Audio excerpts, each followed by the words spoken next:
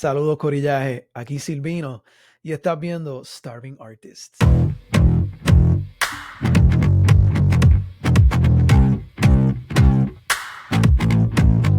¿Cuáles son las que son Corillaje? Aquí Silvino y estás viendo otro episodio de Starving Artists, el podcast oficial de el servicio legal por excelencia para artistas creativos, empresas, emprendedores, innovadores. Yo soy Silvino, abogado, artista, creador de contenido y este es el podcast oficial de la firma EPGD Business Law. ¿Sabes que nos puedes conseguir en todas las plataformas como Starve Artist? Puedes visitar nuestra página starvartist.com para solicitar una consulta, para un curso, para unirte a nuestra comunidad, para conocer nuestros servicios. Suscríbete a este canal para más videos. Y como siempre, Corillaje, esta información está traída puramente para propósitos educacionales y no como consejo legal. Yeah, give it to me, baby. Give it to me, give it to me, give it to me, give it to me. Hoy quiero hablar de un tema que ha salido a la luz recientemente en relación a una idea, a una propuesta. Influencers, personas de los medios, artistas, han comentado sobre esta idea y por qué esta idea no se ha realizado todavía. Y me estoy refiriendo a lo que se conoce como el Museo de Reggaetón. Y me gustaría poder tomar esta oportunidad para hablar de cómo sería esa idea y a la misma vez qué tomaría realizarla desde el punto de vista legal y comercial. Y para hacer eso, me gustaría contestarnos unas preguntas. Primero, ¿qué es lo que hace un museo? Los museos se crean con un propósito bien específico para resaltar una cosa en particular. El Museo de Vida Silvestre, el Museo de Arte Moderno, el Museo del Sexo. Tienen un propósito y una meta bien específico en relación a un tema. Pero los museos, aunque se reconocen por ser lugares donde la gente va a ir a ver exhibiciones, hacen mucho más que sencillamente eso.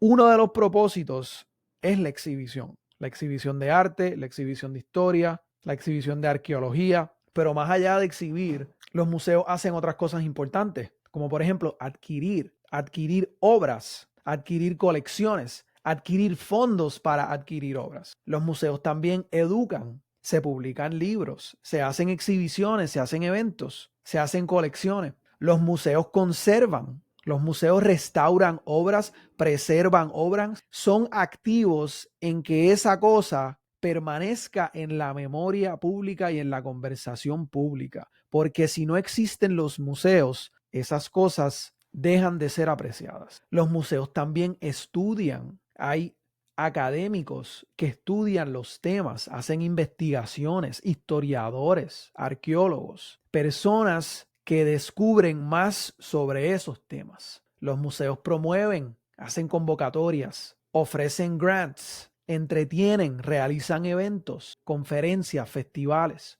En el contexto de un museo de reggaetón, un museo tendría que hacer todas esas cosas. No sería solamente un lugar en donde tú vas a aprender o de la historia de algo o sencillamente ver una exhibición. Un museo así pudiese contar con un recuento histórico del inicio hasta el presente. Puede tener salas divididas por subgénero, romántico, trap, por países, por época. Debe contar con memorabilia, con ropa de los conciertos. Puede tener salones interactivos, un teatro, un auditorio, estudios de grabación, una academia. El propósito es preservar el legado de la cosa. Pero aquí la segunda pregunta, ¿quién crea un museo? Porque cuando pensamos en un museo de reggaetón, tenemos que pensar quiénes son las personas detrás de eso. Quien sea que crea la cosa, tiene un interés detrás de eso y tiene un interés en cuanto a la narrativa y lo que dice y también lo que excluye. Y en el concepto de museos, ¿quiénes son quienes crean museos? Los gobiernos, entidades públicas, personas privadas como el Museo Getty en Los Ángeles, personas que tienen tanto arte o tanto de algo que pueden abrir un museo, museos de donde las personas vivieron, una compañía, una entidad sin fines de lucro. Tiene que haber un grupo de personas comprometidos con la intención de crear eso. Y usualmente el motivo es preservar, educar y exhibir. Y en el contexto de algo tan abarcador y tan diverso como el reggaetón, tú necesitarías tener el input de todas las partes. Tú necesitas tener a personas como DJs, necesitas artistas, productores, promotores de eventos, de radio, disqueras, historiadores, personas de medios, locutores, presentadores, el mismo público, profesionales. Tú tienes que tener un input amplio para que se puedan contar las historias verdaderas. Y tú tienes que obtener la autorización de esas personas para contar esas historias y para tener medios con las imágenes de esas personas. Y aquí es donde hay un reto. Por ejemplo, si tú quisieras hacer un salón de tiraderas y contar las historias cronológicas de principio a fin de todas las tiraderas del género, tú vas a necesitar un montón de cosas para contar eso. Tú como persona, bajo tu derecho a la libertad de expresión, puedes comentar sobre cosas, pero tú necesitas mucho más que eso para tener un museo y entretener y poder ser una aportación cultural y conservar lo que fue eso. So, por ejemplo, si tú fueses en un museo del reggaetón a tener una sala de las tiraderas, un gimnasio con un ring o un octágono donde la gente le dé la vuelta al gimnasio y pueda conocer sobre todas las distintas tiraderas y al final en el ring está la tiradera más brutal de todas o algo así, no sé, ¿verdad? Tú necesitarías medios, tú necesitarías audio, tú necesitarías la imagen de las personas, de esas tiraderas, las historias de esas personas y el trasfondo y lo que dijeron y lo que hicieron. Y para tú poder hacer eso, tú necesitas distintas cosas. Tú necesitas los derechos de la imagen de las personas que tú estás proyectando, necesitas los derechos de las personas que tomaron esas imágenes, los fotógrafos, los videógrafos, las personas que tienen los derechos a esas imágenes, las grabaciones, ¿verdad? Si estamos hablando de música, las disqueras, las editoras. Y si estamos hablando de una historia, ¿verdad? De una persona, del trasfondo, tú necesitas los derechos de esa historia, de esa persona y la autorización, porque si no, si tú decides sencillamente contar la historia y poner un montón de fotos, tú pues estarías violando todos esos derechos. So, en ese sentido, tú necesitas la cooperación de un montón de personas. Y los intereses de todas esas personas no siempre van a estar alineados porque muchas veces, ¿qué está sucediendo? Que las historias que no todo el mundo tiene la misma perspectiva sobre esas historias y que cuando se traen a esas personas o potencial o en teoría se traen a esas personas a contar esa historia, se hace bien difícil llegar a un acuerdo sobre esa versión de los hechos. So, eso es uno de los retos. Cuando estamos hablando de la historia de algo como un género, donde han habido tantos participantes y tantas personas que han triunfado, que han fracasado, que han ganado, que han perdido, tantas personas que tienen un interés en cómo se cuenta la historia, esas personas que potencialmente van a ser expuestos, van a tener un derecho a poder opinar. Y si no están de acuerdo, si no se pueden poner de acuerdo, pues entonces no se puede contar la historia. Eso es uno de los retos. De quién crea el museo y para qué se crea, ¿verdad? Y es posible entonces que se cree algo mucho más reducido. O sea, que venga una persona que tiene muchos recursos y quiera hacer algo y obtenga ciertos derechos. Pero si no tiene el consenso de todas las personas necesarias, vas a estar teniendo una visión limitada. Así que quizás una de las cosas que se vean es que haya museos más pequeños. En adición a eso, y la tercera pregunta es cómo se funda el museo. Y cuando hablo de funda, hablo de el dinero que hace falta a los recursos con los cuales cuenta un museo. Porque un museo necesita fondos no solamente para operar del día a día. El museo necesita adquirir obras, necesita conservar obras, paga por estudios, ofrece becas, tiene programas educacionales, tiene muchas otras necesidades que van más allá de las operaciones día a día. Cuando se trata de estas instituciones,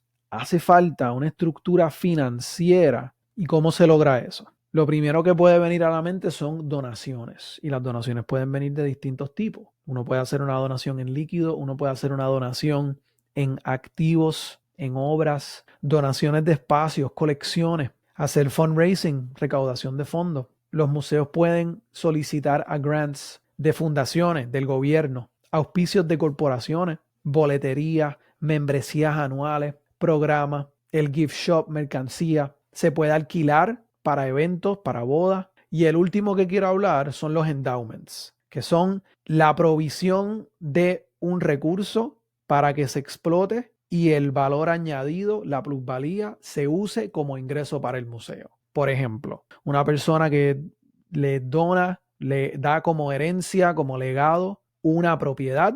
La propiedad es el principal que permanece y genera ingresos, y esos ingresos se pueden utilizar para la institución. Y esto no solamente aplica en cuanto a inmobiliario, también pueden ser fondos, pueden ser portfolios de inversiones de distintos tipos. El punto es que se dona un principal y ese principal genera ingresos, y esos ingresos son para el disfrute de la institución que es el museo. Esas son algunas de las maneras que los museos pueden ser fundados y generar ingresos. Y en el contexto del Museo del Reggaetón, tenemos que pensar quiénes son las personas que estarían envueltas en este tipo de proyecto, que potencialmente tuviesen los fondos para contribuir. Pueden ser artistas, deberían ser artistas que puedan contribuir significativamente en cuanto a lo que es capital líquido, pero también en la donación de obras, en la donación de piezas, en la donación en la licencia y en los permisos y autorización para el uso de sus imágenes y de historia, pero también profesionales que están envueltos en la industria, ejecutivos, otros profesionales, compañías que tienen recursos significativos invertidos en la industria, como por ejemplo Apple Music, disqueras como Universal, Coca-Cola, aficionados, el mismo público, fundaciones de arte, de cultura popular, porque la realidad es que para que el museo pueda subsistir necesita una red sólida de participantes y donantes que están contribuyendo a la entidad. Pero lo que tenemos que entender es lo siguiente: las personas que donan, especialmente las personas que donan cantidades significativas, usualmente tienen un interés, y esas son relaciones que el museo tiene que hacer con esas personas. Y es como cualquier cosa, hay cierto tipo de política que se tiene que jugar. Similar a eso, el cuarto tema: ¿cómo es que se obtienen las obras? El museo tiene obras que exhibe, y tiene obras que están en colecciones permanentes que no necesariamente están disponibles al público.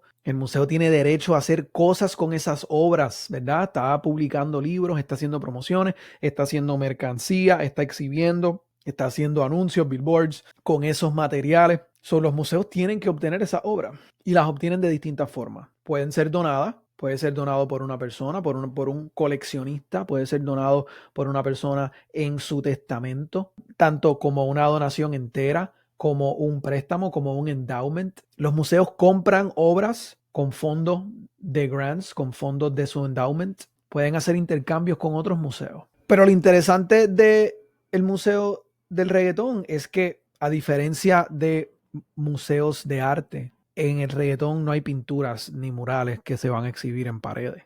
Estamos hablando de un museo de historia de un género musical. Inmediatamente tenemos que pensar en el Rock and Roll Hall of Fame y en el Grammy Museum, ¿verdad? Estamos hablando de un museo que incorpora las historias de personajes, de lugares, de eventos. No serían obras de arte en las paredes, no serían huesos de dinosaurio.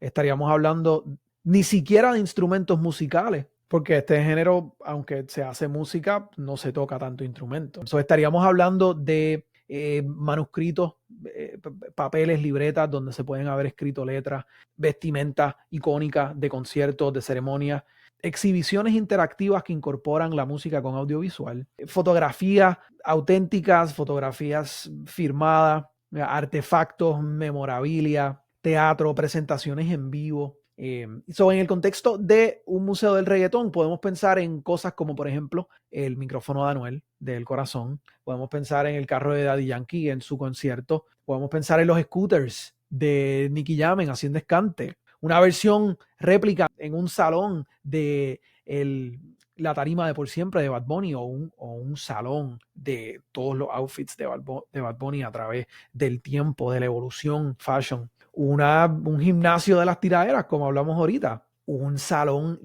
como el Louvre, en vez de las joyas, el bling bling de Héctor el Father y de Arcángel y de Daddy Yankee. Un estudio de grabación donde el público puede hacer su propia música.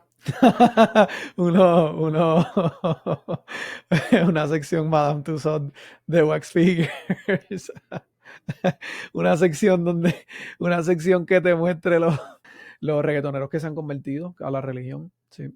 Y entonces, similar a cómo se adquieren las obras, la próxima pregunta es, ¿qué derecho tiene el museo sobre esas obras? Porque esas obras pueden ser donadas, pero la donación no necesariamente implica que te están dando el derecho sobre la propiedad intelectual sobre la cosa. So, cuando te donen eso, te pueden ceder esos derechos, te los pueden dar para que el museo sea el dueño de esa obra o de esos activos, pero también pueden dártelo con algún tipo de licencia, una licencia que dure cierta cantidad de tiempo o que sea solamente para ciertos usos o que no sea remunerada o que sea revocable. O hay distintas maneras de uno negociar la entrega de esa cosa para que el museo la tenga. Las cosas pueden muy bien estar en el dominio público, ya sea porque no le pertenezcan a nadie, porque los derechos hayan vencido o porque no sean cosas necesariamente sujetas a ninguno de estos derechos. Ciertamente las historias, cuando se trata del cuento de la vida de una persona, eso le pertenece a la persona de quien le cuenta. So, lo que son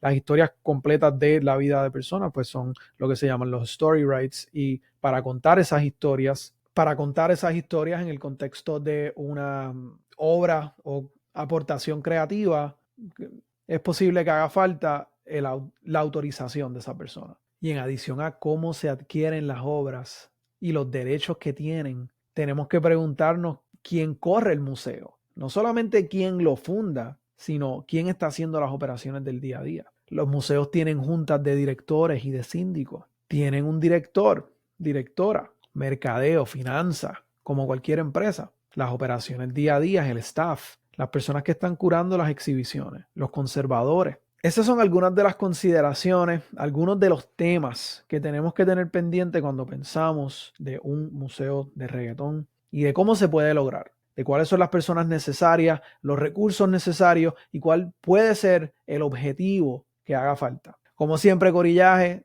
gracias por sintonizar. Gracias por hacerse parte de este podcast. Yo soy Silvino, esto es Starving Artist, el podcast oficial del servicio legal por excelencia para artistas creativos, visionarios, empresas. Si necesitas hablar con nosotros directamente, visita nuestra página, solicita una consulta en starvartist.com, conoce nuestros servicios, suscríbete a nuestro newsletter, únete a nuestra comunidad, suscríbete a este podcast. Los quiero, Corillaje, los llevo. Muchas gracias como siempre. Aquí estamos aquí.